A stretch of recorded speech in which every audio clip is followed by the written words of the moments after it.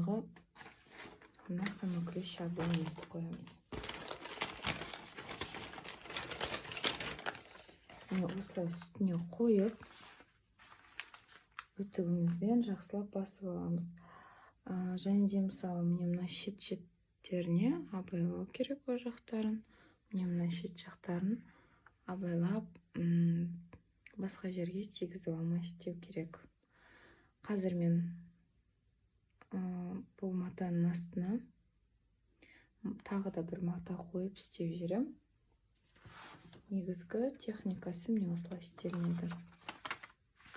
Осылай ең бірінші матаны артқы жағымен осылай қоясыздар да, сөйтіп паутинаның үстіне қойып, оның үстіне самоклещі обойдың астына алып, міне осылай қоямыз, үстінен үтікпен басамыз.